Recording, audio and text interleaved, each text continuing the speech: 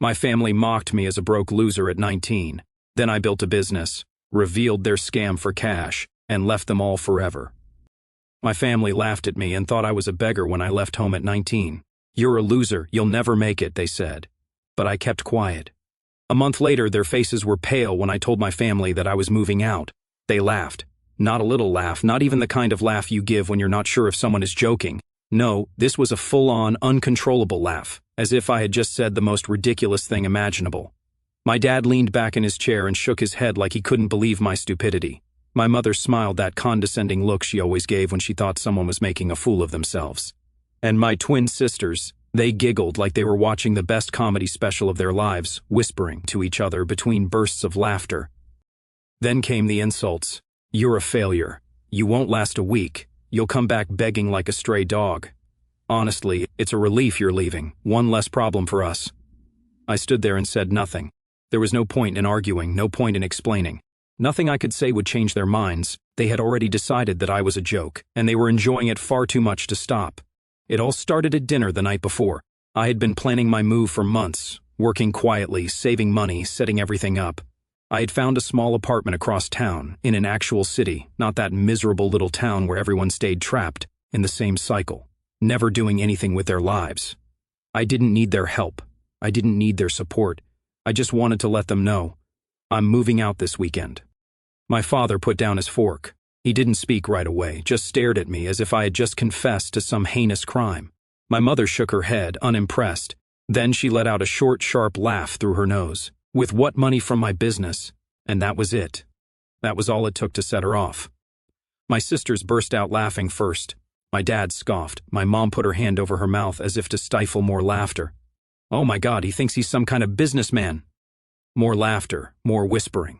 My sisters looked at me as if I had just said I was going to be an astronaut. I didn't react. I didn't explain myself. That only made them push harder.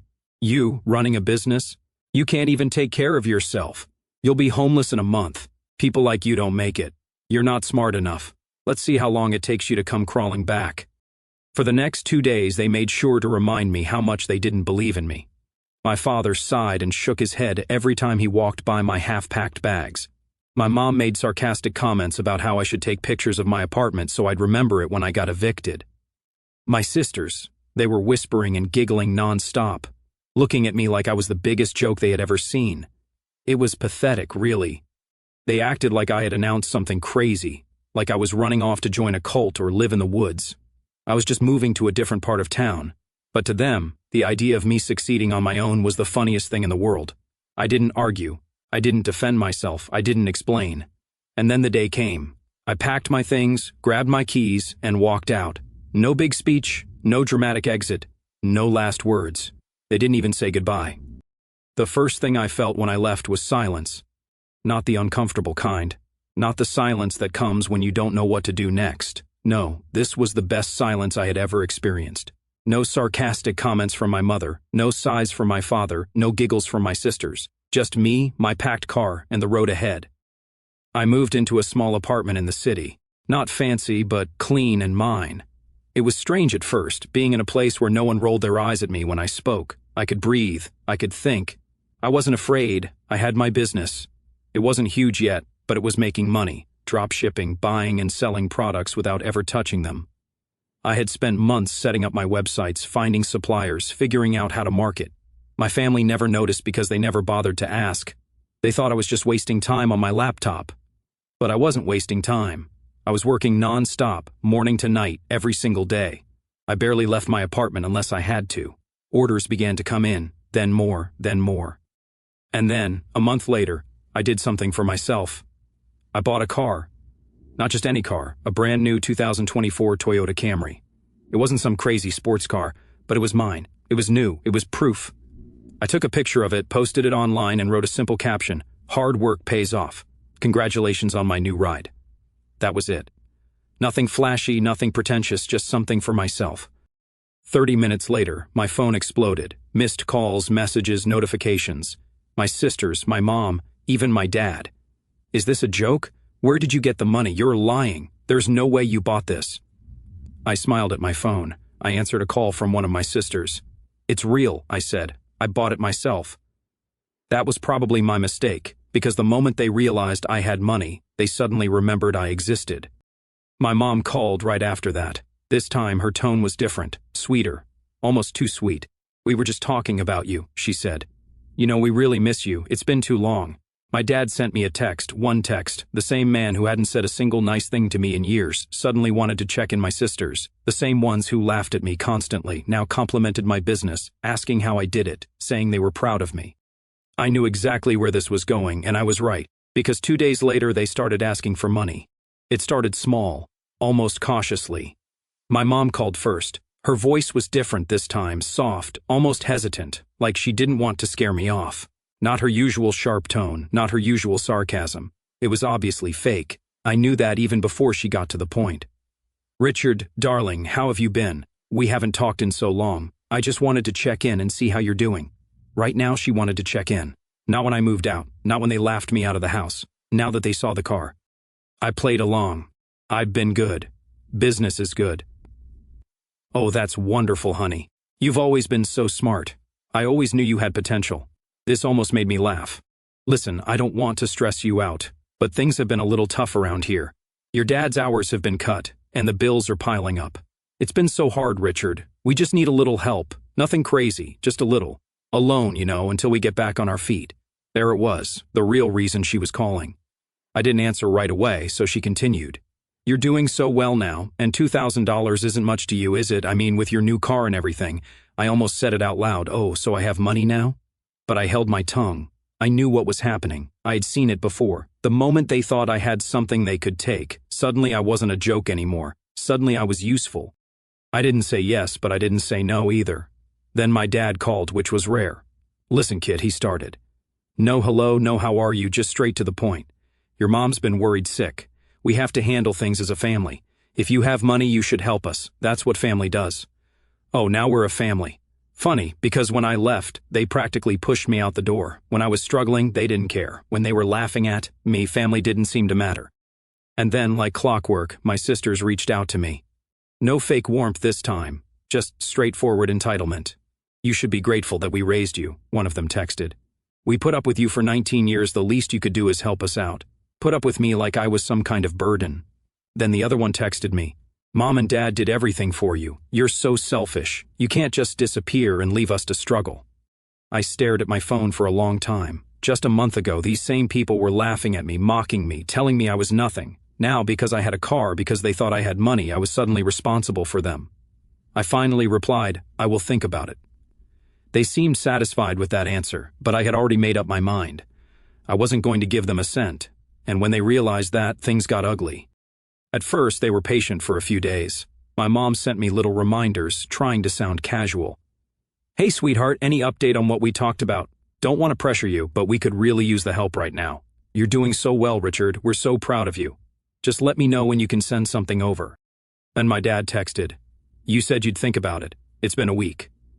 My sisters weren't so subtle. "Wow, can't believe you're actually being this selfish." I ignored most of it. I had nothing to say to them.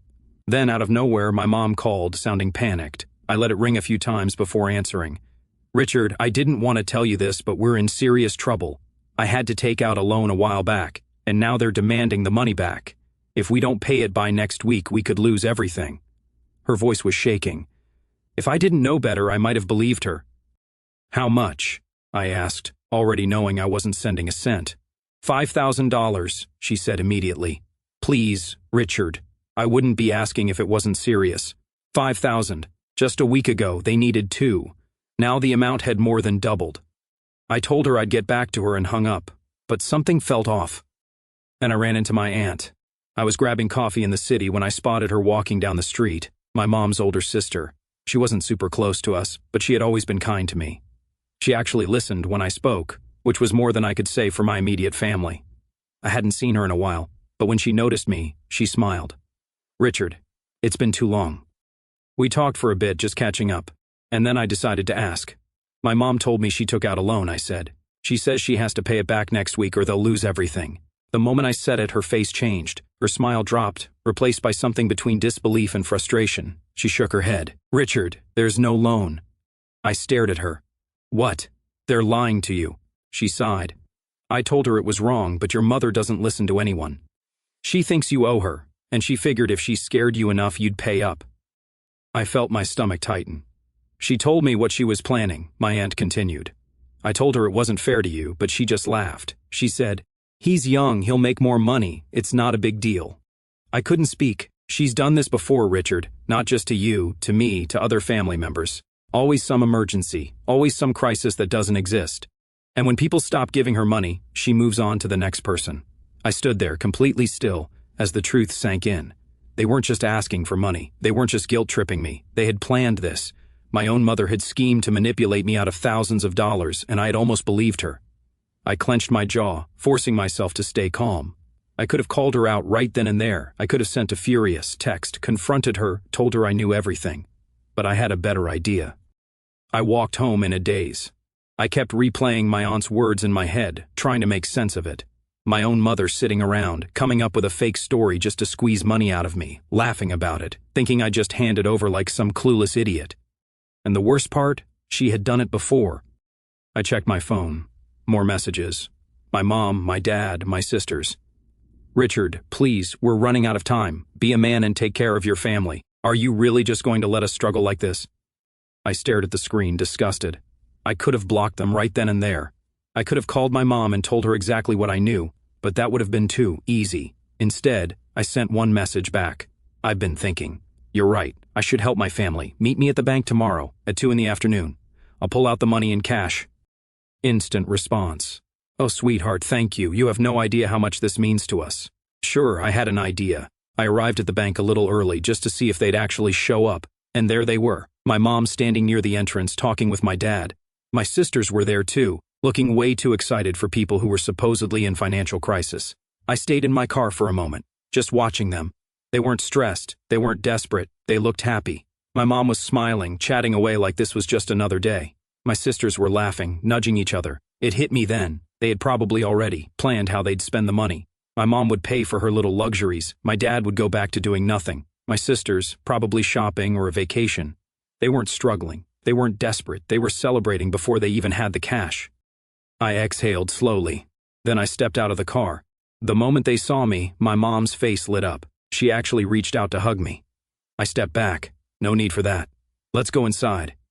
We walked into the bank together. I went straight to the teller. My mom stood close, like she was afraid I'd change my mind at the last second. I smiled at the teller. "Hi, I'd like to check my balance, please." My mom's smile twitched. Richard, just withdraw the money 1 second, Mom." I leaned on the counter casually. "Actually, can you tell me if there's a loan under my mother's name? Just curious." Silence. My mom froze. The teller glanced at her, then back at me. "A loan?" I turned to my mom, tilting my head. "Yeah, Mom, the one you told me about. The one you desperately need to pay back before next week." She looked like she had been slapped. My dad cleared his throat. "Richard, this isn't necessary." "Oh, but it is," I cut him off, looking back at the teller. "Go ahead and check." My mom grabbed my arm. "We're leaving." I pulled away. "No, we're not." My sisters weren't laughing anymore. They just stood there, stiff, looking between each other. The teller clicked a few buttons, then shook her head. "No loan under this name." Silence. I turned back to my mother. "That's weird, because you told me there was." She opened her mouth, but nothing came out. My dad wouldn't even look at me. My sisters stepped back, like they wanted no part of this. I took out my phone, opened my aunt's message, and held it up. "You lied to me," I said, voice calm. "You've been lying to me, and you've done it before." She panicked. "Richard, I was going to explain." I laughed a real, genuine laugh. "Explain what exactly? Were you going to explain how you were planning to steal from me? How you were laughing about it behind my back?" My dad finally looked at me. "We're your family." "No," I said. "You're just people who happened to raise me." Then I turned around and walked out. I didn't wait to hear what they had to say. I didn't need to. I had already won. Later that night, they blew up my phone. Calls, voicemails, texts. "Richard, we were just scared. It was a misunderstanding. Don't turn your back on your family. You think you're better than us now?" I blocked every single one of them, and just like that, they were out of my life. For the first time ever, I felt free. But I wasn't done yet, because I had one last move to make. Cutting them off wasn't enough. I knew my family. Blocking them wouldn't stop them forever. They'd find new ways to get to me, new sad stories, new fake emergencies, new ways to guilt trip me. So I decided to end it once and for all. I was going to make sure they never asked me for a single thing again, and I had the perfect plan. A week later, I unblocked them just long enough to send one message: family is everything. I've been thinking, and I want to make things right. Life is too short for grudges. Let's start fresh. My treat. Then I attached 4 plane tickets to a luxury resort in the Caribbean. First class, all expenses paid. I didn't even have to wait for a response. Within minutes, my mom was calling. "Oh, sweetheart, we knew you'd come around. We've missed you so much." Sure, Mom. I told them to meet me at the airport in 2 weeks. I'd handle everything. They just had to show up. They bought it instantly. My dad even texted me, acting like he had never tried to scam me. Proud of you, son. This means a lot. My sisters, suddenly they were my biggest fans. We knew you weren't selfish, can't wait. It was actually pathetic how quickly they changed. I booked myself a real vacation somewhere completely different. Then I sat back and waited. The day arrived. I was already relaxing by the beach on my actual vacation when the texts started coming in. At first, they were excited. "Just got to the airport. This is going to be amazing. Where are you?" I didn't reply. Then, about an hour later, "Richard, what's going on?" Another hour. "They're saying the tickets aren't real. What did you do?" Then the angry calls started. They had shown up at the airport, bags packed, dressed for a luxury getaway. They went to check in, only to find out the tickets weren't real. Not fake, canceled. Because I had booked them and then refunded every single one. They stood there, furious, confused, humiliated, realizing too late that they had been played. The messages turned into threats, screaming voicemails. "You humiliated us. How could you do this to your own family? We looked like idiots." I sipped my drink, enjoying the ocean breeze. Then one final text from me. I figured it was only fair. After all, lying to family is just what we do, right? Blocked forever. And just like that, they were out of my life for good. That should have been the end of it. I expected my family to rage for a while, maybe send a few last desperate messages, then finally give up. But I underestimated their stubbornness. For the next few weeks, they tried everything. At first, it was anger. "You are dead to us. You think money makes you better? You're nothing without us. You'll regret this, Richard." Then came the guilt tripping. "Family forgives, Richard. Let's just talk. Mom's been crying non-stop. Are you happy now? Your father is sick. The stress is killing him." Fun fact, he was perfectly fine. My aunt confirmed it. When that didn't work, they tried fake kindness. "We overreacted. We miss you. Let's start fresh. Let's put all of this behind us. We're still family. We should get together soon, maybe over dinner." Yeah, no thanks. I ignored everything. No response, no engagement, nothing. Eventually they stopped, and for the first time in my life, I felt truly free. Months passed. My business kept growing. I moved into a better apartment, bought an even nicer car. Life was good. Then one day, I got a message from an unknown number. At first, I almost deleted it without reading, but something told me to check. It was from my youngest cousin. "Hey, Richard. I know we haven't talked in a while, but I thought you should know your parents have been telling everyone that you stole from them and abandoned the family." I blinked. "Excuse me?"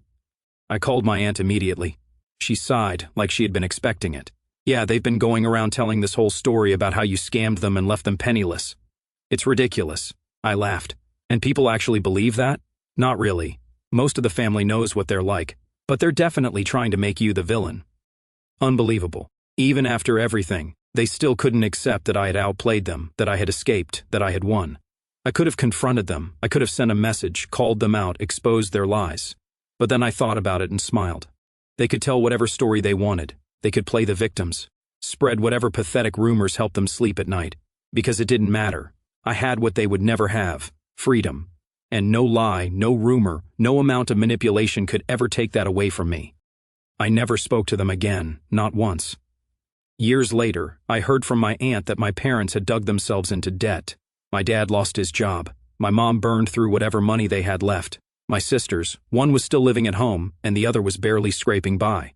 They had spent so much time scheming and manipulating that they never actually built anything for themselves. And me, I was thriving.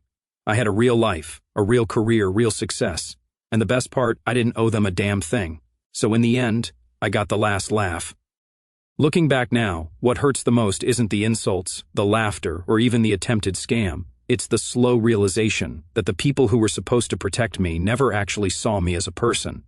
I wasn't a son to them. I wasn't a brother.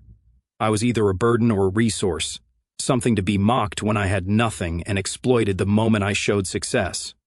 When I was 19 and walked out that door, I told myself I didn't care what they thought. I acted strong, silent, detached. But the truth is, every laugh cut deeper than I wanted to admit. Every sarcastic comment stayed with me longer than I let on. I carried those voices with me into that tiny apartment, into every late night working alone, into every moment I doubted myself. Their words became fuel, but they were also scars. What changed me wasn't the money. It wasn't the car. It was the moment I understood that their love had conditions, and I would never meet them unless I was useful. That realization broke something in me, but it also freed me. I stopped chasing approval that was never coming. I stopped explaining myself to people who enjoyed misunderstanding me. Confronting them at the bank was terrifying, not because I was scared of losing them, but because it forced me to accept who they really were. Seeing my mother freeze, seeing the lies collapse in real time, felt surreal. I didn't feel triumph, I felt clarity. And clarity is heavier than anger. It makes excuses impossible. It makes denial useless. Cutting them off wasn't an act of cruelty. It was an act of survival. For the first time, I chose myself without guilt. I chose peace over chaos, silence over manipulation. And yes, sometimes that silence still feels strange. There are moments when I miss the idea of a family, even if I don't miss the people themselves. That grief doesn't disappear just because you're right. But freedom has its own quiet beauty. I wake up without dread. I work without fear of being drained. I celebrate my wins without bracing for mockery or demands. I've learned that love doesn't laugh at your dreams, doesn't keep score, and doesn't show up only when there's something to take. In the end, my greatest success wasn't building a business or escaping a toxic home. It was learning that I am allowed to walk away from people who hurt me, even if we share blood. I didn't lose a family. I gained a life, and that is something no one can ever take from me again.